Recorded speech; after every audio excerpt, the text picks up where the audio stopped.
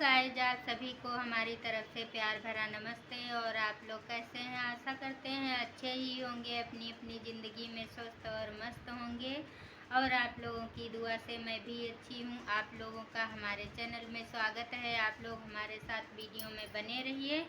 और मैं अभी एक कहानी सुनाऊंगी। अगर अच्छी लगे तो लाइक करना फ्रेंड्स, और कमेंट करके ज़रूर बताना कि मेरी कहानी कैसी लगी है। और हाँ, मैं बता दूं कि आज एक न्यू कहानी है, बहुत अच्छी कहानी है, बहुत मज़ा आने वाला है। तो आप लोग इस कहानी को सुनिएगा और पूरी सुनिएगा। कहानी ये हास्य रस की कहानी है। तो एक सेठ थे और उनके एक नौकर था। सेठ ने नौकर को 100 रुपये दिए और कहने लगे, जाओ नौकर, तुम आज बाजार से 100 रुपये की सामान लेके आना। नौकर ने कहा, ठीक है सेठ जी। और सेठ ने कहा, और सुनो, जब तुम वापस आओगे तो एक एक पैसे का हिसाब भी देना मुझे। नौकर ने कहा, ठीक है सेठ जी। और सामान लेने चला गया नौकर। नौकर जब बाजार से वापस आया तो सेठ कहने लगे, तुम बाजार से आ गए? नौकर ने कहा, जी सेठ। तो सेठ कहने लगे, अब मुझे 100 रुपये का पूरा हिसाब बताइए, आप क्या खरीद कर लाए हैं? नौकर ने कहा, ठीक है सेठ जी, आप हिसाब लीजिए, आपने मुझे कितने पैसे दिए थे? सेठ ने कहा, मैंने 100 रुपये दिए थे। नौकर ने कहा, 10 रुपये के गेहूँ खरीदे, 10 रुपये के जौ सेठ जी, अब काहे के 100 सेठ जी, अब काहे के 100। सेठ जी ने कहा, ठीक है। नौकर ने कहा, अब कितने बचे सेठ जी? सेठ ने कहा, अब बचे 80। नौकर ने कहा, 10 रुपये की चाय खरीदे, 10 रुपये की लस्सी सेठ जी, अब काहे के 80 सेठ जी, अब काहे के 80।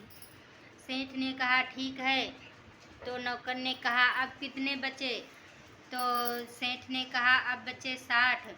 नौकर ने कहा, 10 रुपये की मटर खरीदे, 10 रुपये की चाट सेठ जी, अब काहे के 60 सेठ जी, अब काहे के 60। नौकर सेठ ने कहा, ठीक है। नौकर ने कहा, सेठ जी अब कितने बचे?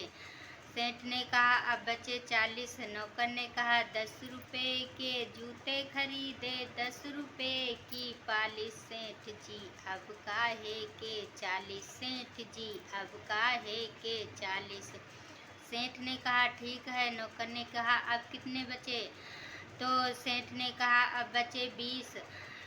तो नौकर ने कहा, 10 रुपये की दवा खरीदे, 10 दे दी मैंने फीस सेठ जी, अब काहे के 20 सेठ जी, अब काहे के 20।